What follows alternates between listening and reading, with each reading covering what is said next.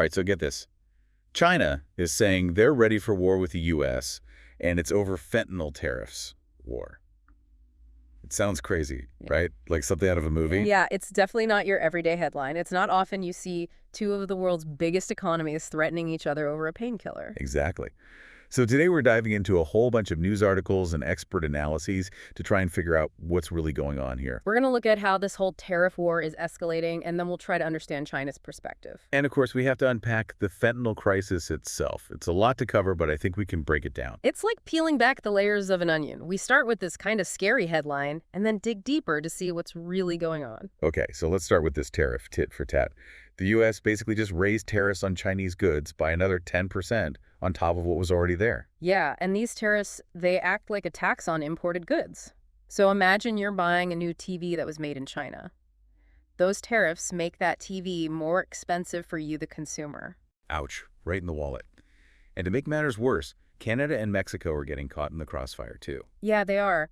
But China didn't just sit back and take it. They fired back with their own tariffs specifically targeting U.S. agricultural products. So things like soybeans, corned beef, all that stuff. Exactly. It's a pretty calculated move designed to hit American farmers where it hurts. So they're choosing specific industries to put the pressure on. They really want the U.S. to feel the pain, huh?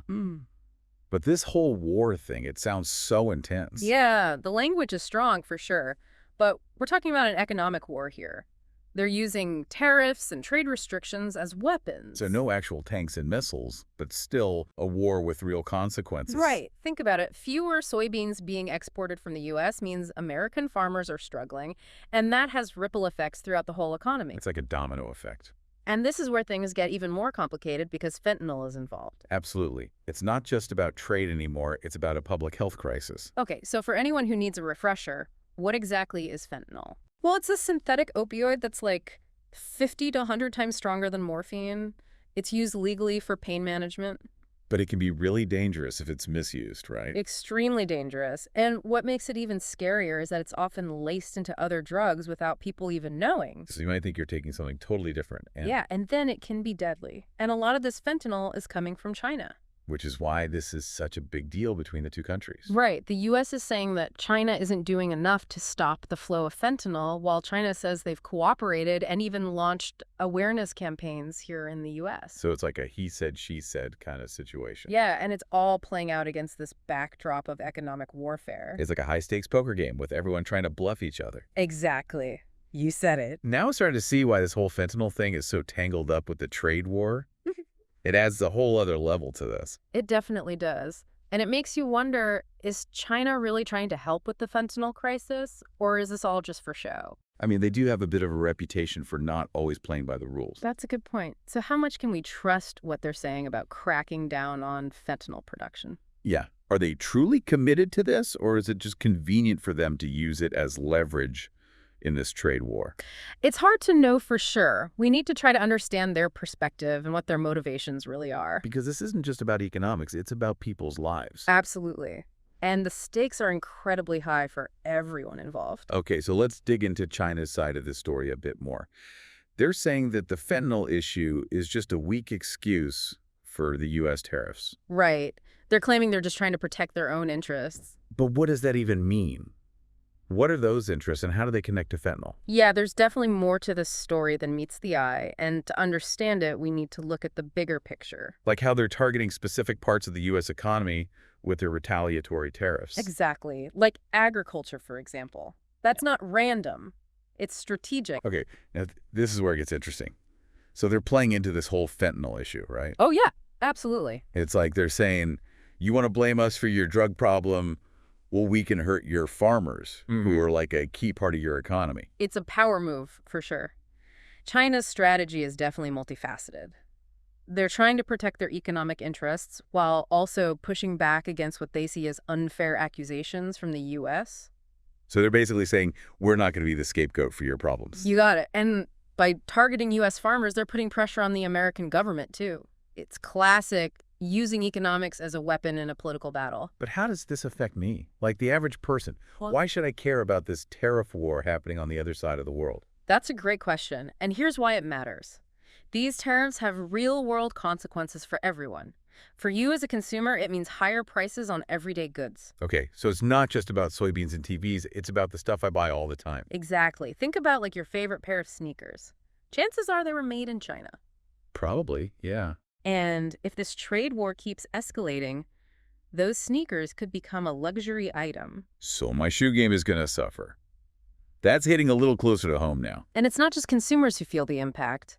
Businesses are getting squeezed too. How so? Well, tariffs disrupt supply chains, which makes it harder and more expensive for companies to get the materials they need. And that can lead to job losses and slower economic growth, right? Exactly. It's like a domino effect. One thing leads to another, and suddenly everyone is feeling the pinch. And let's not forget about the farmers who are caught in the middle of all of this. Oh, absolutely. Their livelihoods are directly impacted by these decisions made by politicians thousands of miles away. So we've got this escalating trade war fueled by this fentanyl crisis and a whole lot of political posturing. Yeah.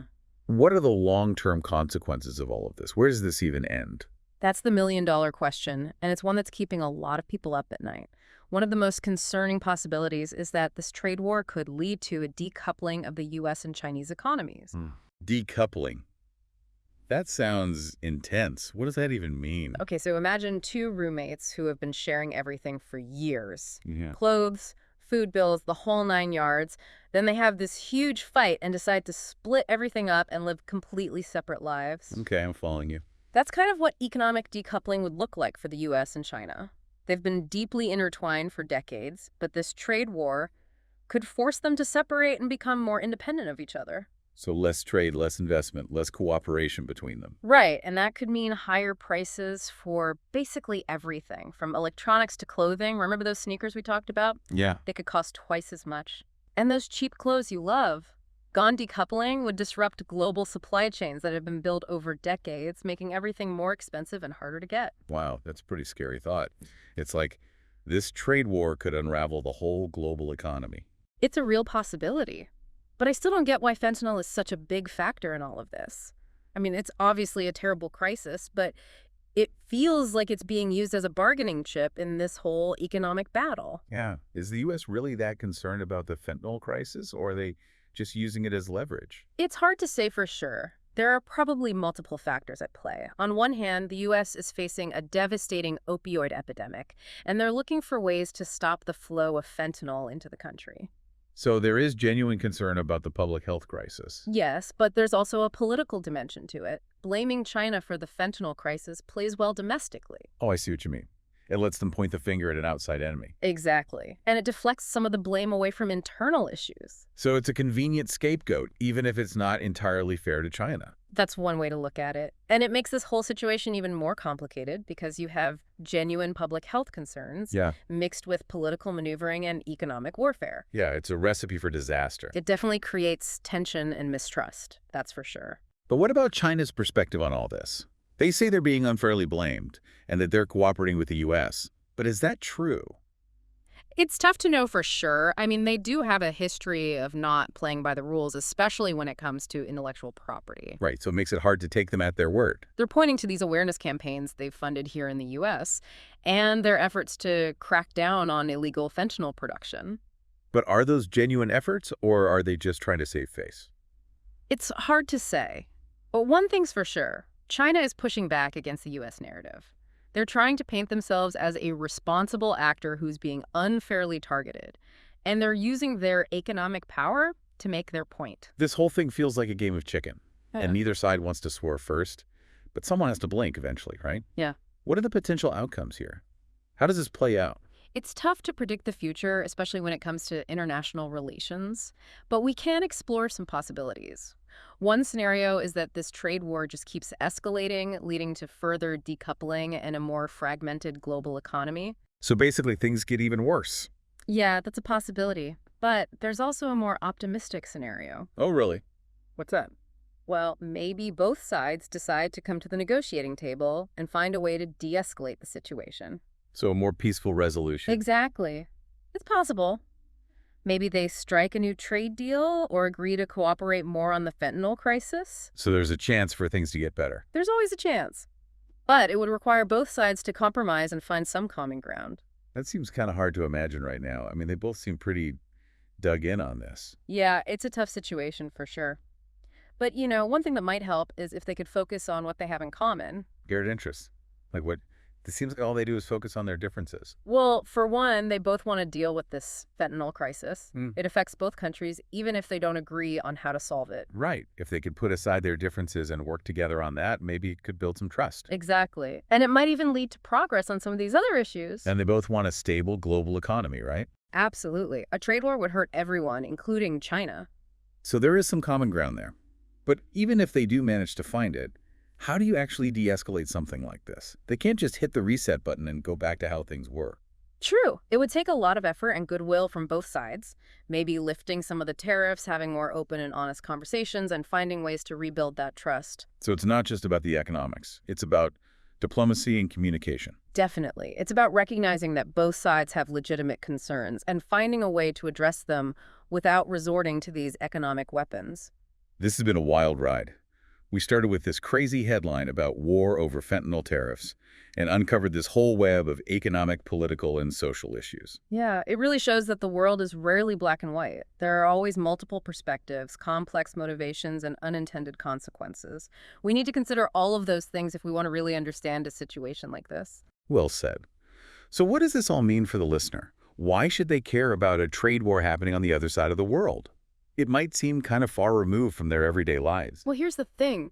These issues, even though they might seem distant, they can affect you in some very real ways. Like how tariffs can lead to higher prices on everyday goods. Like Right. those sneakers we were talking about. Exactly. But the impact goes way beyond your wallet. This trade war could slow down the entire global economy, which could affect things like job security, investment opportunities, even the availability of certain products. So what happens in China doesn't stay in China. Nope. It's all connected. And that's why it's important to stay informed and engaged. You need to understand how complex the world is and recognize that we're all part of this interconnected system. So what can the average person do about all of this? It feels like such a big issue and I'm just one person. I hear you. But even small actions can make a difference. Staying informed is a great start. You can read about these issues, talk to people about them, and form your own opinions. You can support businesses that are being affected by the trade war, like buying products from American farmers. So being a conscious consumer and making informed choices. Exactly. And don't underestimate the power of your voice. You can talk to your elected officials, let them know you care about these issues, and encourage them to find solutions that benefit everyone. It's a good reminder that we're not just passive observers. We can actually participate in shaping the world around us. Absolutely. And that's really what this whole deep dive is all about. It's about empowering you with the knowledge you need to understand complex issues and to engage with the world in a meaningful way. Well said. So as we wrap up this deep dive into the fentanyl-fueled trade war, here's a final thought for you to consider. If this keeps escalating, how will it change the global landscape? And what role will you play in navigating this increasingly complex world? It's something to think about, for sure. The world is changing all the time, and it's up to each of us to stay informed, engaged, and ready to adapt.